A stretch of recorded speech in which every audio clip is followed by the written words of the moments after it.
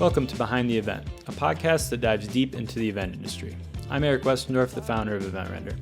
The podcast is brought to you by EventRender. We help you run profitable virtual and live events through exceptional design. Be sure to check out our helpful event applications and design services at eventrender.com. Also, be sure to subscribe and like on whichever platform you use for podcasting, or if you're watching on YouTube, subscribe and like there. And now we bring you Behind the Event. So today on the podcast, we have an awesome interview coming up. We're going to be talking about the benefits or how to benefit from virtual and digital tools. And we have Duane Tornquist, correct? Correct. All right, sorry. Trying not to butcher any last names here. But so Duane has a ton of experience, and we can go into that in a second. But the cool thing is that his company is just doing a ton of stuff within sort of new technology and really utilizing a bunch of new technology to sort of enhance experiences. And we'll basically go into all this stuff, but basically we're trying to talk about how to navigate all of this new technology, how to use it best, and what tools are out there, and what some of the tools that Duane and his company has. And we'll hear all about that in a minute. So we'll just go ahead and start off, Duane, with basically your story. You have a ton of experience within the event industry. So if you want to just kind of, I don't know, quickly or go over some of the key things that you've done, and then kind of how that's led you to here, and then sort of the story of your company as well. And then we'll go deeper into the rest of the stuff. So Sure. Well, thanks for having me on. I really appreciate it. It's a privilege. Thanks for being here. Yeah. So yeah, Artists of the Industry, we started around 2016. And the idea was, after a career in both the creative side of the business, I mean, I started in the recording industry in Los Angeles way back in the late 80s and 90s, working for A&M Recording Studios, big music business, record company type stuff. And then I fell into the live events industry when I moved back to Arizona from Los Angeles. Simply, I was hired to be a customer service person at an AV company because I knew how to operate a Mac computer. So that's what they did all their data entry on. So I started to find an interest in the live side of things. They did a lot of concerts and a lot of corporate events at hotels, resorts, convention centers. And one thing led to another, where I just started to actually started to get into selling shows, and became an account executive, then vice president of sales. And then eventually I moved over to a smaller company at the time called American Audiovisual Center. And I worked there as more of the VP of sales, setting up their sales systems, kind of overseeing the production and creative side and the hotel industry. They had a lot of contracts with hotel companies. And then eventually I became the chief marketing officer for American Audiovisual Center for about 16 years there. And we ended up growing the business into one of the fastest growing AV companies in the industry, up into Canada and Caribbean and all throughout North America. And then we were purchased around 2015, I believe it was, by the big PSAV company. So they purchased American. Prior to that buyout, the owner, Jim Carlson, and we spent a lot of time on airplanes, and we were out presenting. So I spent, almost 7 days a week, constantly flying, building presentations, and going out and securing new contracts in the industry. And we thought that it would be really cool someday to build more of a creative company and build a sister company to American.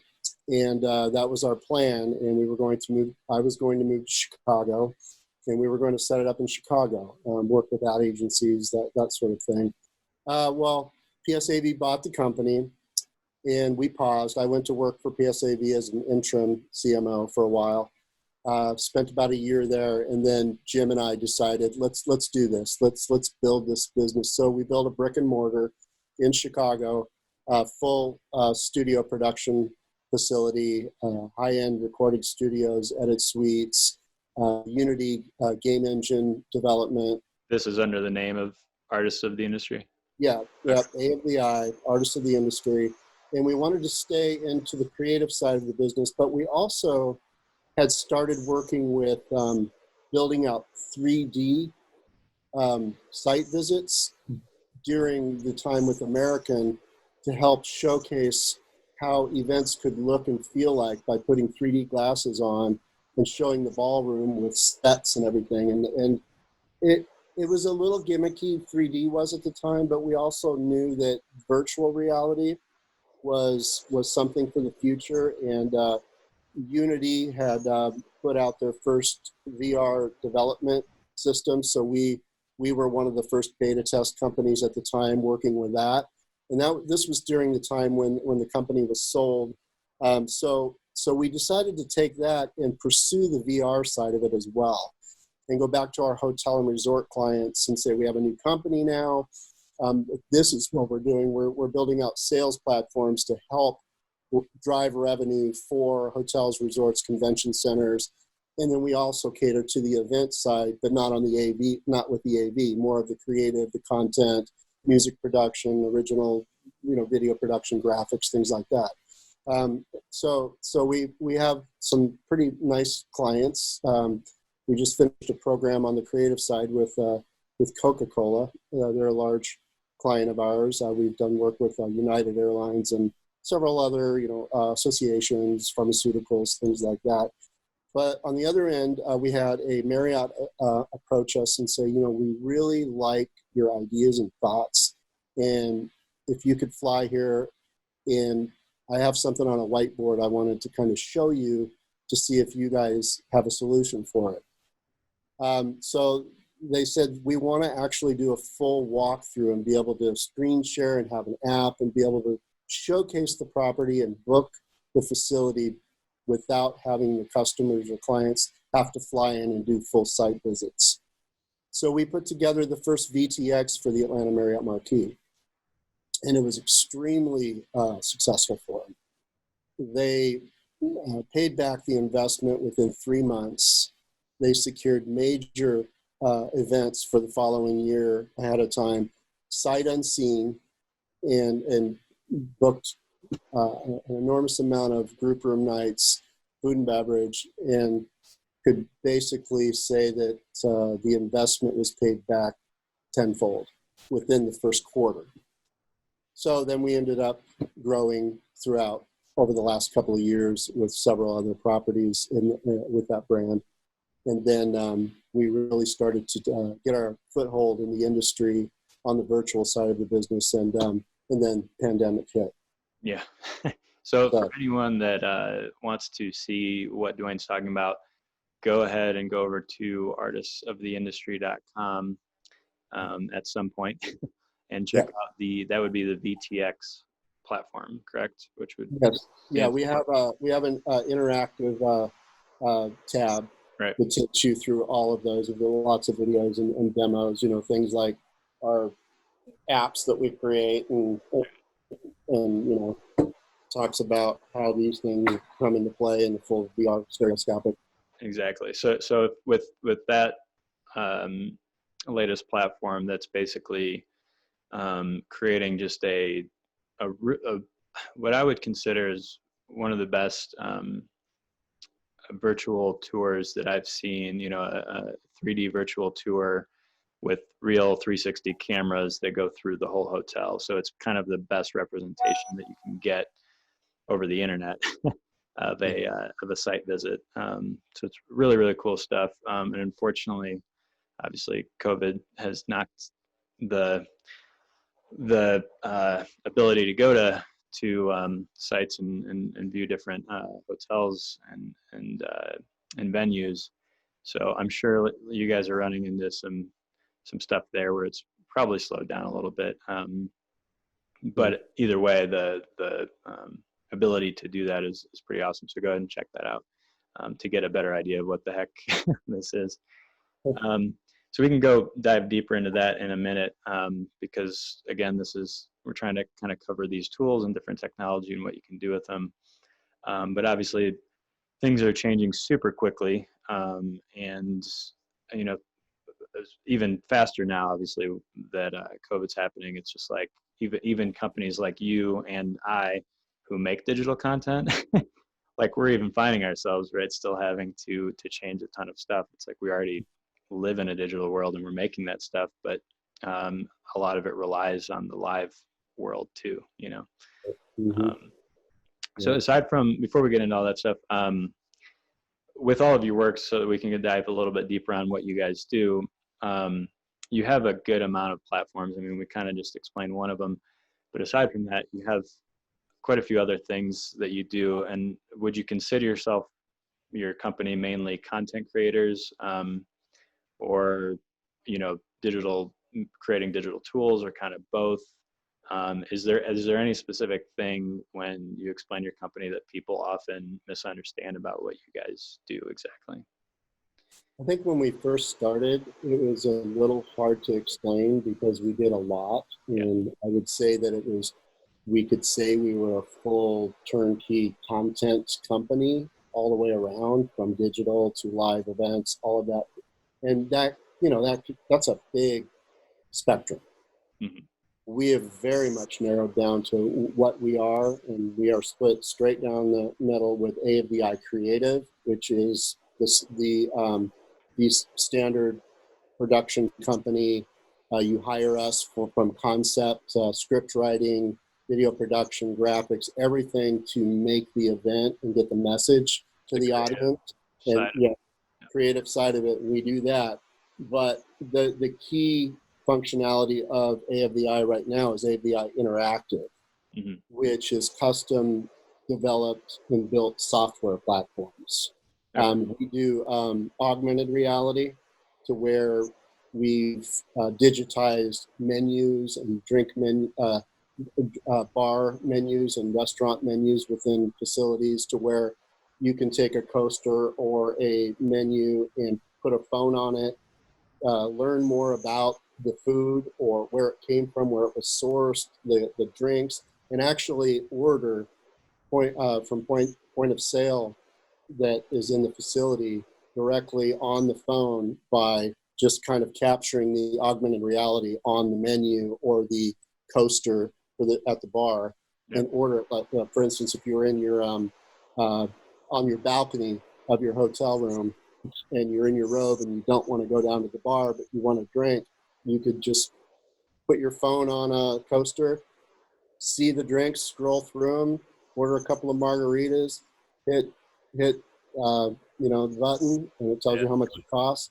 And later on, and literally in the next 20 minutes or so, the drink shows up to your hotel room. Yeah, well, that's getting more and more customary too, because the last few restaurants that I've been to since COVID started, every one of them, you have to at least do a QR code to get their menu, because they don't want you touching the menu. Right. So people are getting more and more used to this, because when it first started, AR especially, it wasn't super clear on how to use AR. What do I do with my phone to get AR to even work, But I think when things are changing like this, and obviously I think they'll continue to change a bit, we're able to figure out, or kind of force ourselves to figure out how to actually use some of these things. So that's really cool.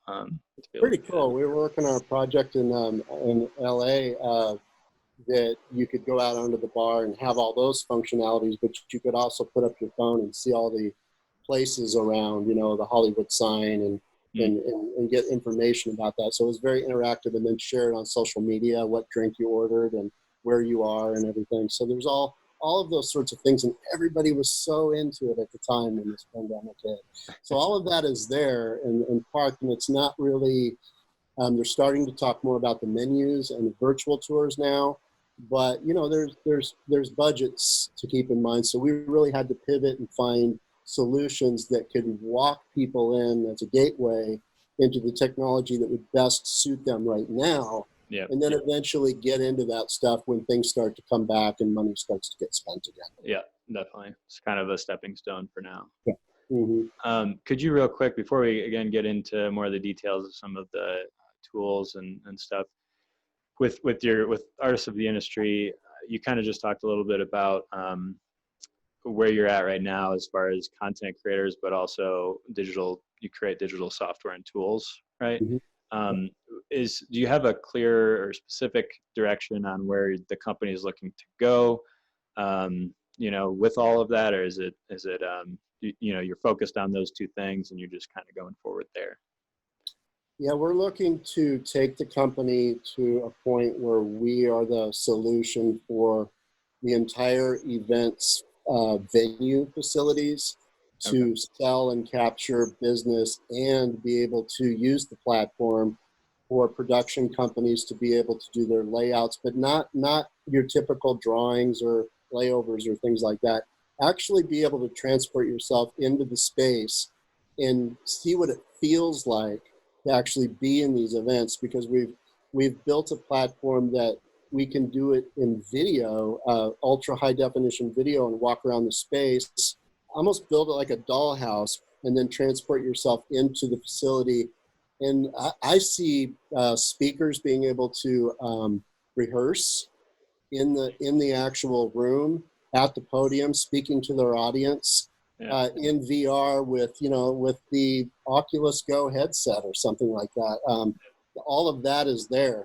There's different, like I said, to walk into the technology and then take it to the next level. But I see a full virtual reality industry in the way hotels and resorts are sold and convention centers and walked through and secured, the business is secured. It doesn't mean that there won't be live events and there won't be people in the spaces, because we're also putting CDC guidelines in our overlays and to be able to move things around to function as things change as well. So I see us being the solution on that side of the business, on the interactive. And like I said, everything's custom built. Like we have a platform and everybody loves it, but they're like, well, can it do this? And could it do this? And so, and the answer is pretty much yes, it can. To each person, they're looking for something specific or to each company, they might be looking for something specific that would, for their specific situation. I mean, I find this all the time, right? Oh yeah. You have a tool, but yeah. Loading docks, for instance. Yeah. Where's the loading dock? I can't go there and I can't see it. Well, we can actually take you there and you can go through it and find out how that's all set up and what trucks can fit in. And there's absolutely, you think about it, if you can imagine it or dream it up through a gaming engine. Everything we build is on gaming engines. Mm-hmm. So you're building almost like a video game type of experience. I don't, God, I mean, I'm a dreamer. That's kind of my background, and I have a wild imagination. So, and I've surrounded myself by people that are really good game development type people, that's their core upbringing and training. That's their job, and dream stuff and make it. Yeah, exactly. So it works out well. We've got some amazing designers and coders that just create this stuff. And, when I bring it to them, they're like, well, I think it can be done. And all of a sudden they go into their closet and come out with a prototype. And it's like, whoa, that's cool. Yeah. We kind of are in the same boat there as far as, could we do this? And then you spend a week or two and we could do this. And then you kind of go and figure out how to make it work the best. Yeah. There's a lot of virtual tools out there available, and there are a couple companies I believe that we've pitched up against. We don't exactly know who they are. There a lot of them are new companies or have switched gears, but what we're being told is that the way the functionality and the fluidness of the way our platform works just is different from everything out there. It's not wonky. It doesn't glitch or anything like that. Yeah, that all comes obviously in the more technical side of stuff, which we don't need to bore anyone with unless they are looking to become a designer, technical designer of some kind.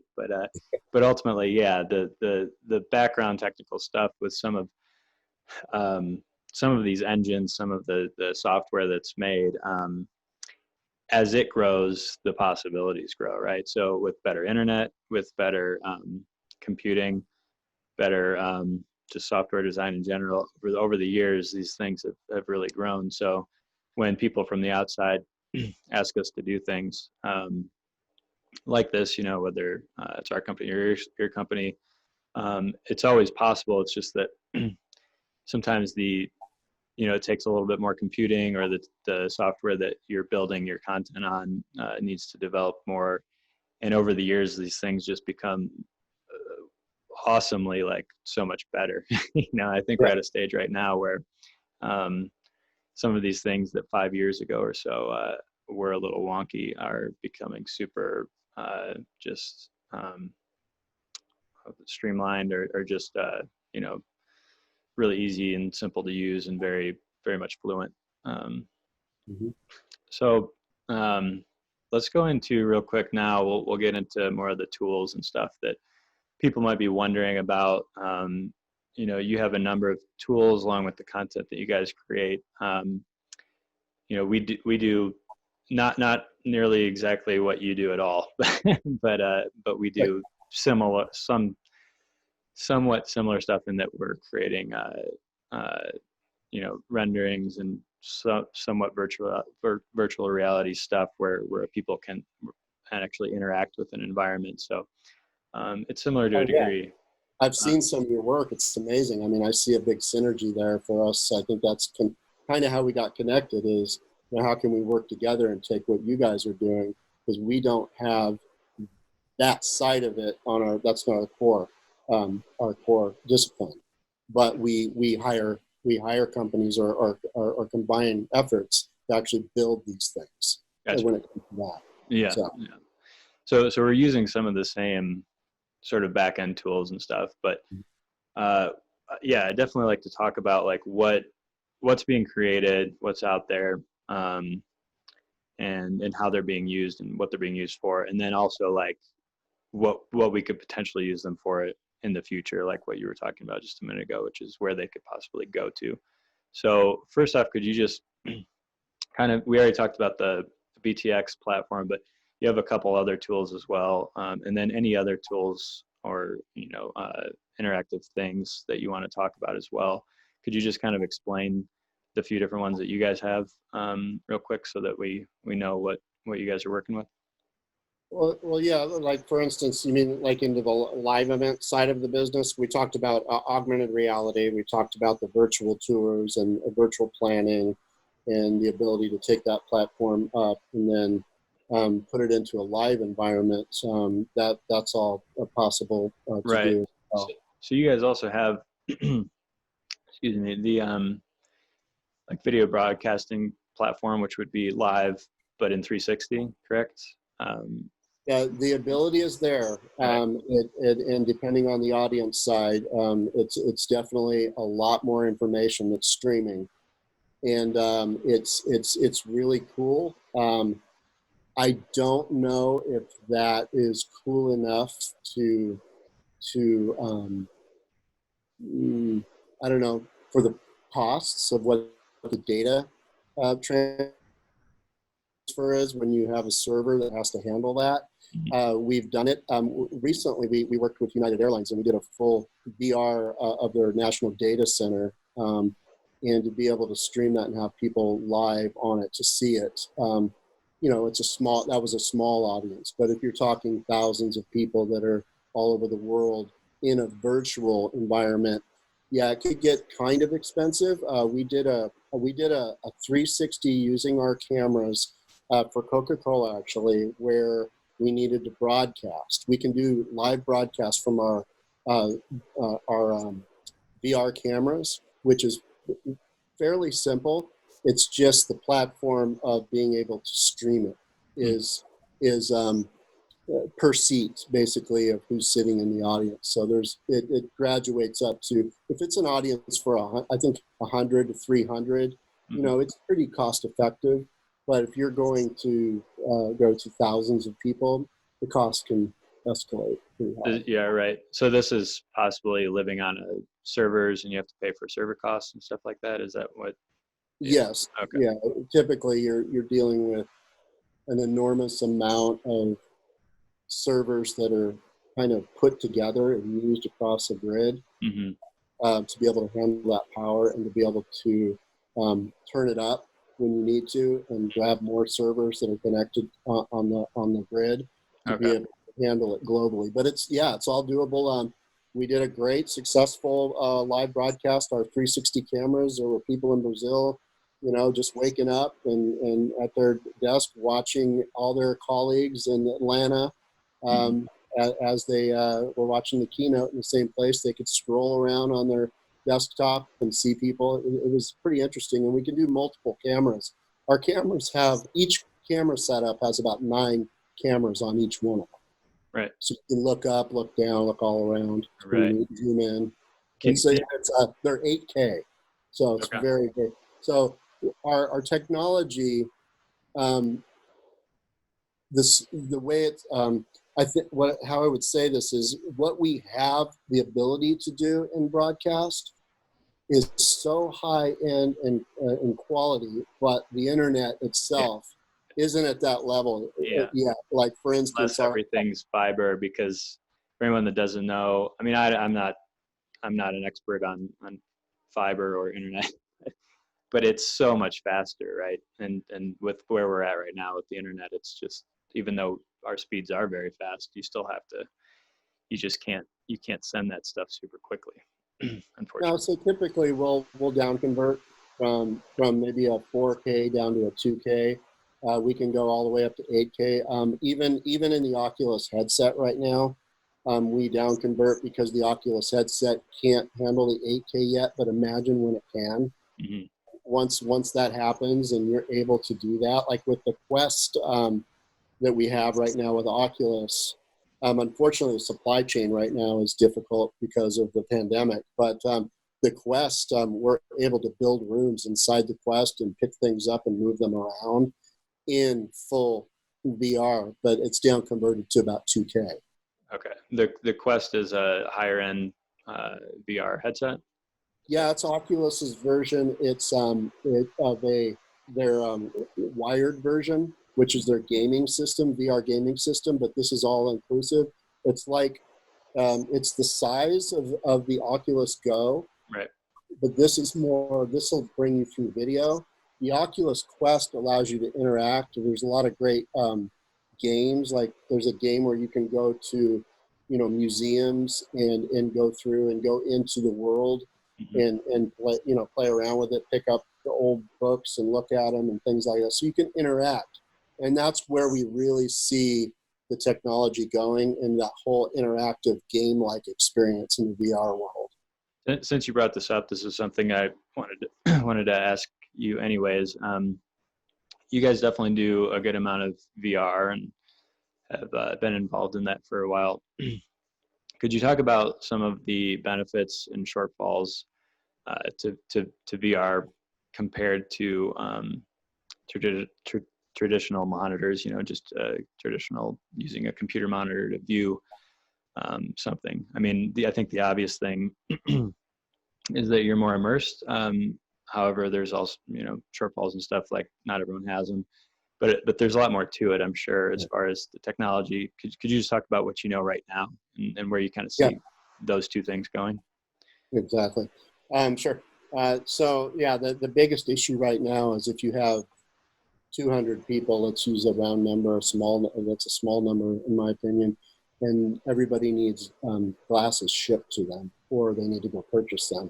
Mm-hmm. It's $200 right now, $149 for a pair of headsets, and that's to walk through video. And you're talking about $400 for the headset for the Oculus Quest. So you're talking quite a bit of money. The other part to the equation is these cardboard, and but the quality is not there. We don't necessarily like this.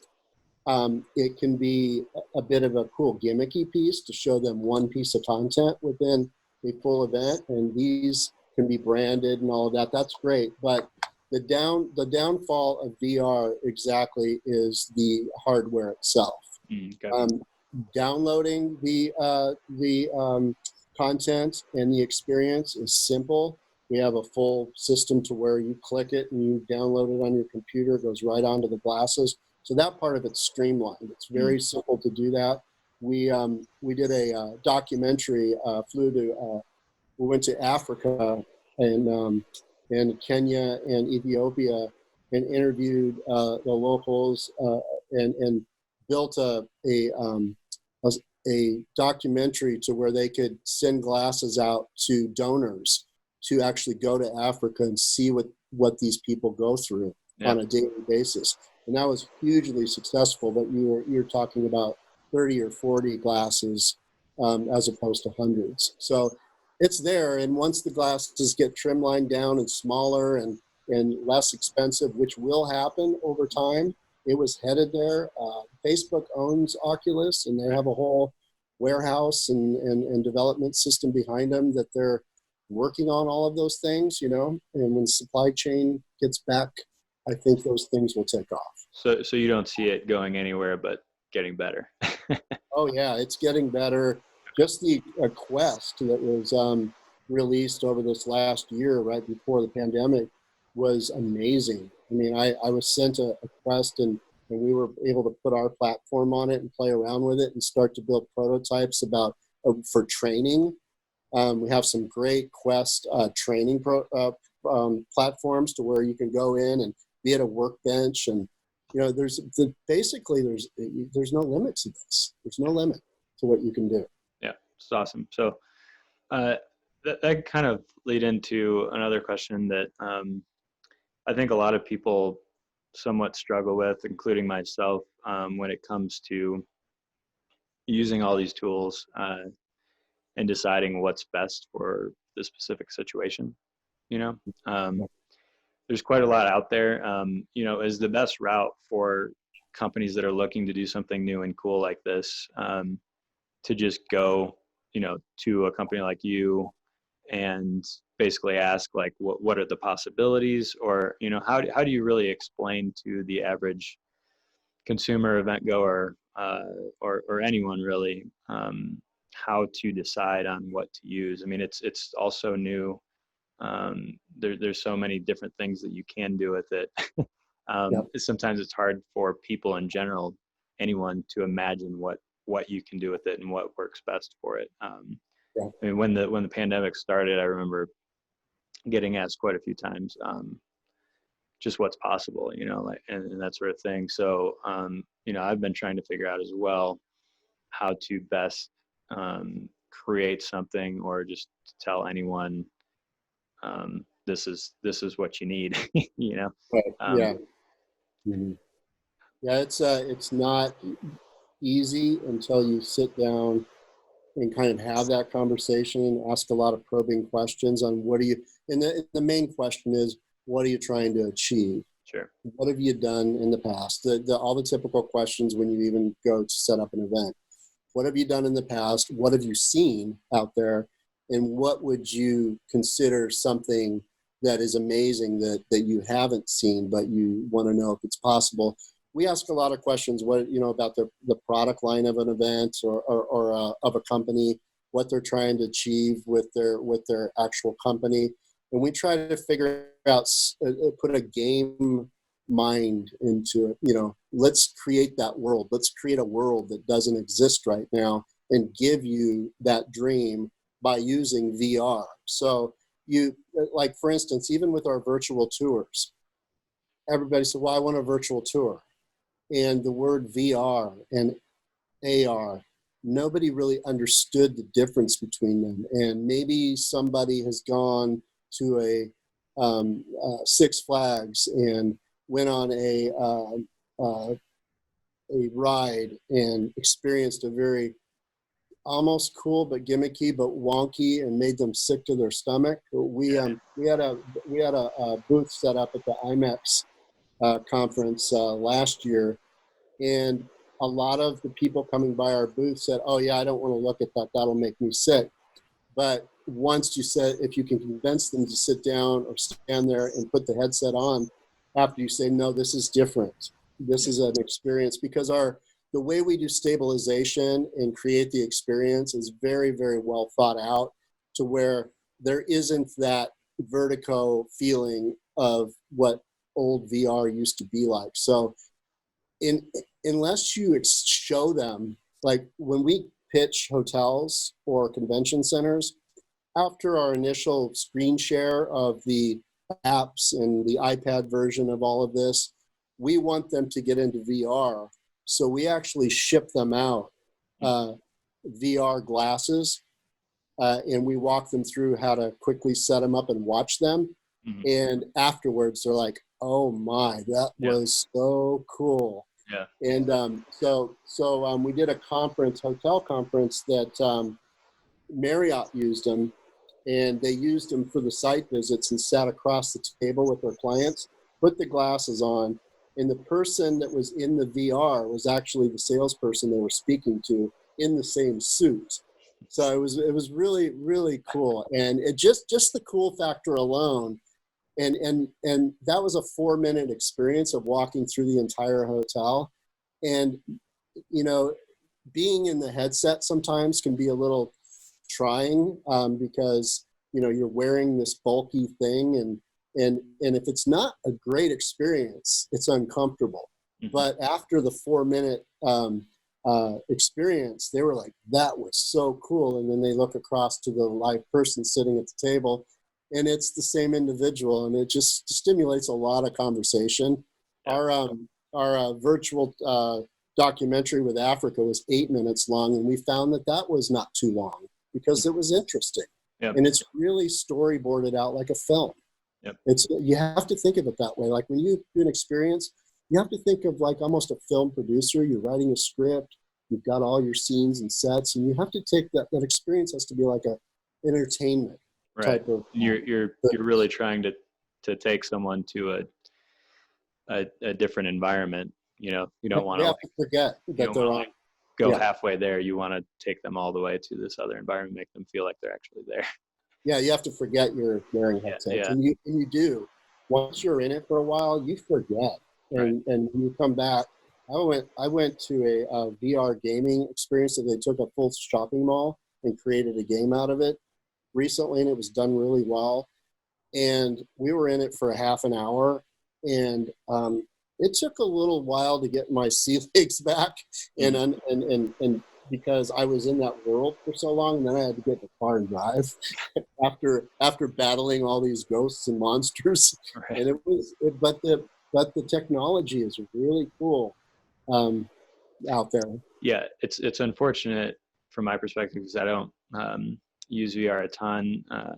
I'm sure in the future I probably will get more into it, but it's unfortunate that it's been so obvious and visual, and you know, in the news you see the growth of VR, and so unfortunately, like we've seen for years how it's grown slowly and whatnot, and I think there's been some maybe negative publicity around what it was at first, and so it's now trying to detach yourself away and figure out what is actually a truly good experience with it, you know.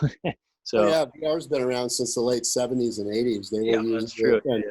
And, they were talking about medical and surgery and things like that.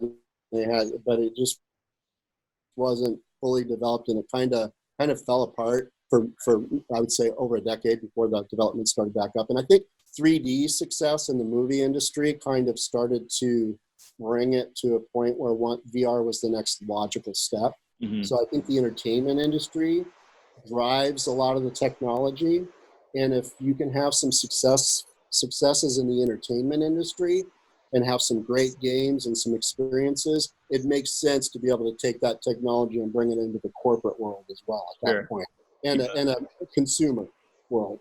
Right, because the entertainment industry is probably going to have a large budget and do something super produced and really well thought out and good, and then you can kind of have users experience that and then transition. Mm-hmm. Yeah, no, that's awesome. It sounds to me like for the most part, for anyone that hasn't used them, what you need to do is, is figure out a way to have a really good experience with the VR headset. Have you found any good places to do that? You know, is it typically like trade shows and stuff that you come across that stuff? That's where I feel like I've seen them often, is in exhibit halls and Yeah. experiences like that. To be able to actually get your hands on one if you haven't bought one and all that sort of thing. Yeah, trade shows are a great way to do it. And right before the pandemic, there were a lot of Disney was working on almost an amusement park type setup to where they were putting them in shopping malls. Right. That was similar to the one I told you about. And right here in Chicago, there's a big shopping mall. They took a Lord and Taylor's and created a full three-story environment to where you had teams in different spaces, but you were in the same space in the VR. And it was using similar technology that we use. And but you still have, you still have glasses and people and all of the, the possibility of contamination and things like that in that. So a lot of those have been put on hold to grow them. But those experiences are fantastic. But really, just get a pair of get a Quest or Oculus Go. And then you can download some applications from there. Right. Yeah, there's great YouTube videos to watch and Vimeo 360s. All of our stuff that we've done is all available on 360 that you can see right on the. You just click the YouTube link. There's a YouTube platform in these glasses that you can watch these, and there's all kinds of content throughout the world of touring exotic places and things that are pretty cool. And as time goes on, they're just getting better and better and better. And we're kind of one of those companies that is focused on that quality and that user experience. Yeah, no, it's awesome that you guys have tried to keep it at the highest quality it can be at, which is awesome. Let's take a step away from VR for a minute here. Sure. We'll go into. I wanted to ask you about since you just got off of this project with Coca-Cola. I was just curious to hear more about what you guys did exactly now that it wasn't in a live setting and you guys kind of brought their event excuse me, their event online.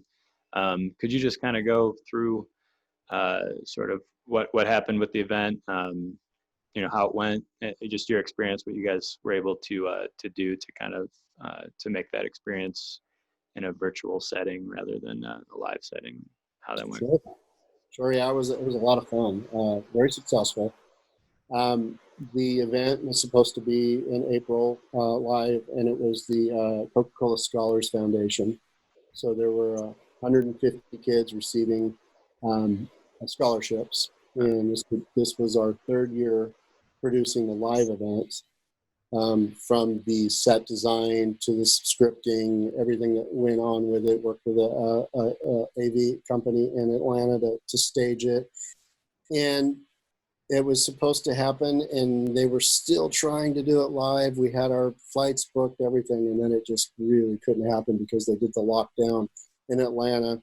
Then we talked about doing the performances and keynote speakers and all of the production here in Chicago because we weren't locked down yet.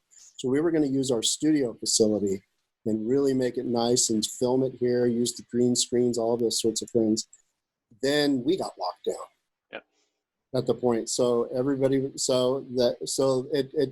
canceled at that point.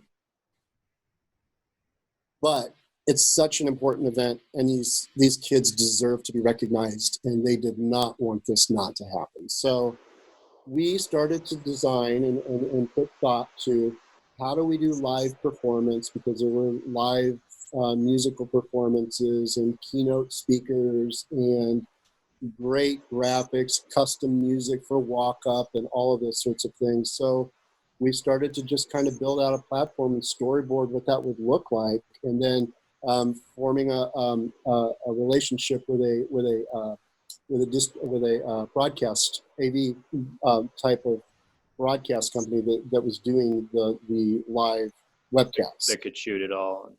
Yeah, but we needed to make sure it wasn't Zoom or Microsoft Teams or Skype or anything. It needed to be the quality of a television broadcast. Yeah. To be able to be watched on a television. So the musical performance was great because we took 12 scholars, alumni, and chose a song, and they all learned it and recorded it at home in their home studios or living rooms, and sent us the video and the audio files, the WAV files. We brought it into the studio, mixed the song, put together the video, and had that to be able to show us the live performance. And that was extremely successful. All the keynotes, everybody, we had audience and all over the world, but we had speakers in Iowa and Atlanta, and we used living rooms and small studios, and then we had a production truck that was located in Atlanta, where the main president was speaking, and everybody wearing masks in the production truck, and our team was on virtual headsets backstage from our living rooms, doing the same thing they were doing in the production truck. They were switching, and we were just kind of there with them.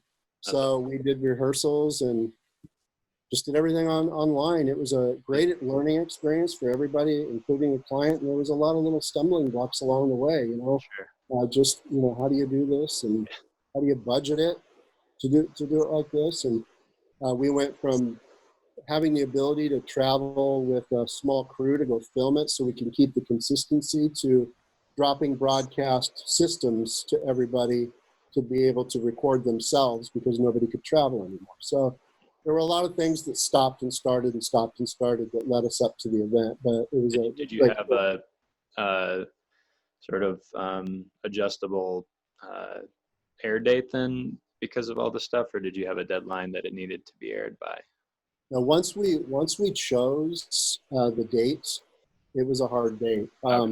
We challenged ourselves. We picked a date because we wanted it to be a date that was before everybody went back to school, whether it was in person or virtual. But we wanted the full audience to be there, so it needed to be in early August. It couldn't be later, and we were a month out. So all of us agreed we can do this thing, and so we stuck to it, and it was live. I mean, we had countdown to air, and it went live. We had a pre-opening video to get so we could see everybody gathering, and there were gathering small parties around the country. And once we hit 5, 4, 3, 2, 1, go, we were live, just like in a ballroom, in everybody's living room, and had a chat going for the audience, and heard people meeting people that hadn't seen each other in a long time, and it was really cool. Yeah. Do you have kind of going off of that? And Coca-Cola is a huge company. I'm going to say that their budget is probably decent. We've definitely had some feedback and questions about.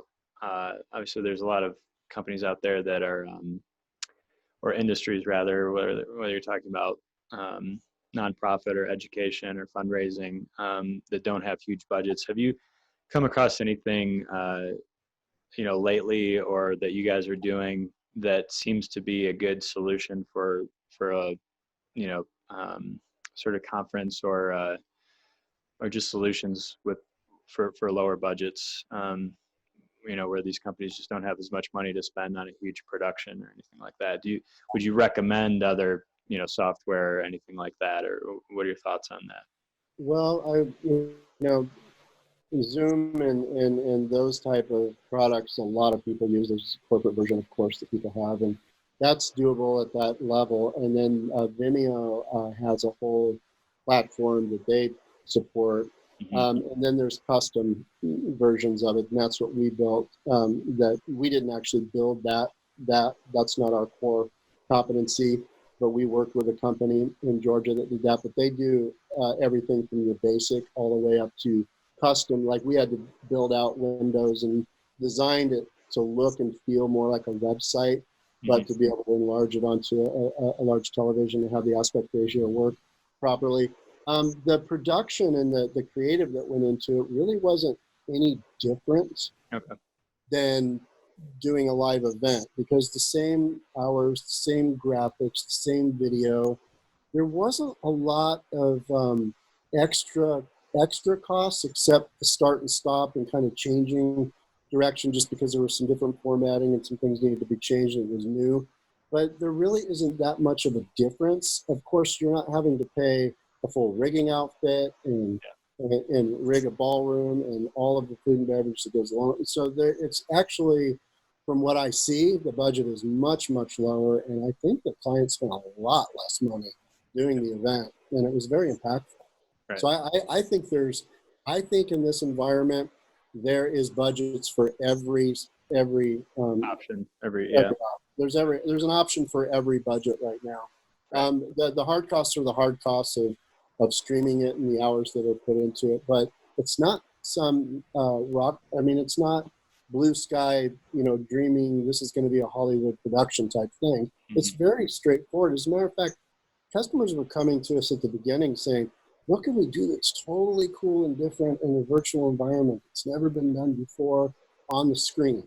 It's like, well, it's still a computer screen, Yep.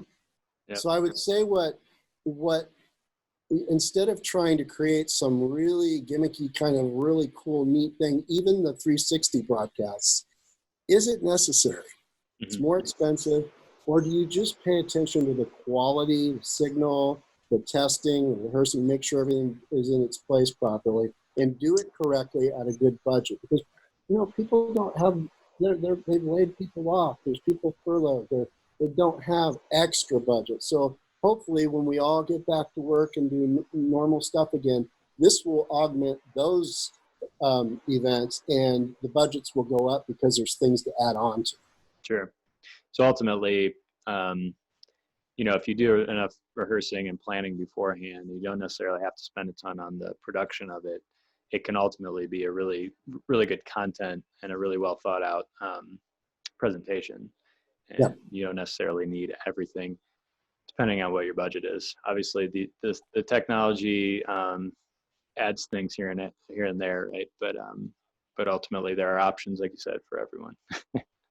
Yeah, I mean, for us backstage, virtually backstage, you still have the same butterflies and the same, it's live. Yeah, so anything to go wrong, especially, broadcasting, and you need to build a redundancy in the background and backup that might not be as good a quality for backup that are like a Zoom, for backup just in case the whole feed goes down. Mm-hmm. You need to be prepared, because the thing can't go dark. So you need to put all that into place and make sure you're covered. Yeah, totally makes sense. Same as you would do in a live setting. Make sure you've thought about what happens if everything goes wrong. What happens if the projector goes out? Well, you have a backup projector. Yeah. All right, I'm going to try to wrap it up so we don't go too long here, but just a couple quick things I think I'd like to hear, and people might like to hear about, which one would be, is there anything new and groundbreaking that you've come across or heard about or discovered, whether it's technology, meeting formats, anything new that you've kind of been interested in lately as far as that goes? Well, like I said, I mean, I think the VR platform is really cool. As far as, what's new and exciting in just broadcasting a live event itself, I think that you need to consider whether you want to be in the same room as people and you want to create a virtual environment. I think that technology is what's going to take us to new things, new ways of experiencing these. I don't honestly, and I don't like to say that there's something out there that's not just in looking at a screen, like I'm looking at you and you're looking at me. I think all the technology is there and very flexible right now. I don't see anything that's really earth-shattering in that side of it, unless you go into your background right there looks like you're sitting in a really cool living room right now, and an environment. It looks really cool, and I don't think that's your office. It's not. But you can,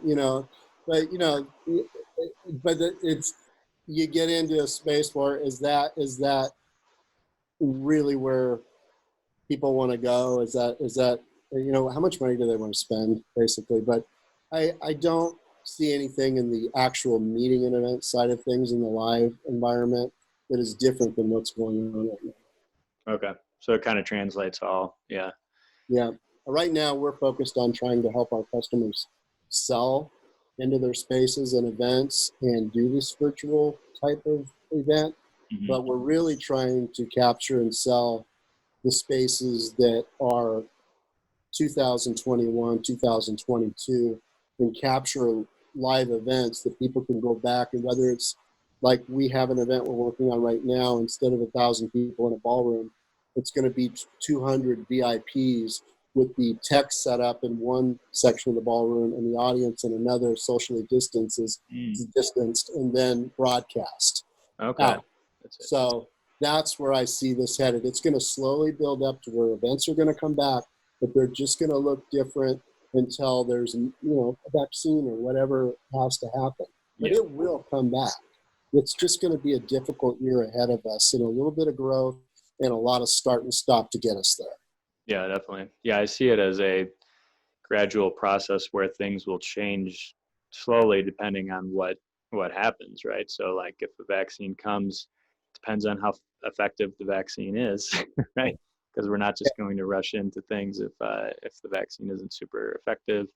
So like you said, like you just said there, which is pretty interesting. Possibly you have your presenters in one room and some socially distanced people in another room, which sounds like a pretty cool idea. You still have people there. One big thing that I've been interested to hear more about as well is the trying to get, when you have people in the same room together, they're able to spark up conversations that you don't. I just haven't seen a way to do that in a virtual setting yet.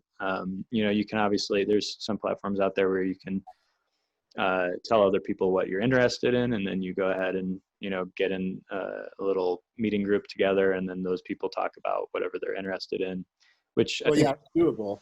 I think there's benefits to that. But video window side chains on a platform, like if you were to do the full event, that you could actually sell tables, and they could be video, or you would drop them a video kit and you could do side chain windows, and they could interact that way. So that it's possible. It's just more coding and some more expense to it. Right. But the I guess idea that, like, in a normal event or even company, after party, you have sort of this cocktail hour a lot of times, and a lot of conversations can be had in those settings. And I think it can be harder to create that setting. I think there's companies out there trying to figure out that setting and how that works best. I think it's possible. It's just I don't know how that looks. We did drop food and beverage to the main audience. Okay. So through like a Grubhub type thing. Okay. Where they had a menu to choose from that was paid for, and they ordered, and it showed up. So you can talk to anyone on your video while you're eating the same thing that they're eating or drinking the same same restaurant. Yeah, exactly. Cool. So you can do planned out meetings and all of that, and just have them. Yeah, there's all kinds of delivery services that you can set up to have facilitate that, which is cool. And then if you were to do the video side chain, you could have people at the kitchen table, eating. So yeah, I mean, it's in a way, some of these are kind of fun to kind of look around and see you see what's on people's bookshelves, and you're kind of fly on the wall. You learn a lot about people, and I think there's been some mishaps on that side of it when it started up. I've heard some stories, but it could be really fun and entertaining, and it brings people down to a different level when they're from their home. They're not posturing as much on the large stage. They're more real, and I mean, I find a lot of fun in it. Okay. Yeah, I think there might be a benefit there. I was just talking to someone yesterday about this. That if you're on a Zoom call, or let's just call it a conference call, a video call, in a meeting setting or something like what we were just talking about, you're not really able to just like you would in a bar, or in a cocktail hour, you're not really able to say, okay, I got to go get another drink. See you guys. Yeah. You kind of have to say, all right, I'm out of this meeting. See you guys later. I don't want to talk anymore. Well, you can. With chat, it's kind of cool because you can send a picture of your cocktail and say, when you come back. And then when I finished the program, my wife and daughter were there, and they're saying, that was really cool. You didn't have to fly. Yeah. We didn't. You were here working on this, and you actually were here doing the event, and we saw you the entire week. So I get to spend a lot more time with my family now, and I used to be on the road constantly. So it's been a blessing in disguise in a lot of ways. And I think I hear that from a lot of colleagues around the world. The people are saying the same thing. They're adapting. We're very adaptable creatures, So hopefully there's lessons to learn here and things get better, and we come back in a different way when this all comes back around. Yeah, I think everyone, no matter who they are, will have leveled up in their knowledge about different ways that you can do this stuff. Yeah, it's more cost effective. Yeah, and family is what matters, but we forget about that when we get so busy. Right. Because you pay the bills. You have to do what you have to do to grow the business. So if you can find a way to do both, it just makes the quality of life better. So who knows? Yeah, no doubt. Hopefully we're able to balance all of that stuff in the future, and we're able to think about that more too. Well, thanks a ton. I'd love to ask you a million more questions, but I don't want to go too long here, so that people can actually digest this stuff. Sure. So thanks a ton, Duane, for being on. Again, their website is artistsoftheindustry.com, correct? And, or afbi.com. Okay, so both will be there. Either way, yeah. Mm-hmm. Okay. So go ahead and check them out. And thanks again for being on here. I appreciate it. It was awesome to kind of discuss these new tools and what's happening with technology and everything else that's going on. So I really appreciate it. Yeah, Eric, thank you. My pleasure. Appreciate it. Awesome. Talk to you later. Take care. Bye-bye. Thanks for watching or listening today. If you would like to hear any more or watch any more in the future, just go ahead and subscribe, whichever podcasting platform you listen to or watch. We post on YouTube as well as many other podcasting platforms. And if you have any questions for us, just go ahead and go over to eventrunner.com and you can send us a message through our website there. Thanks and take care.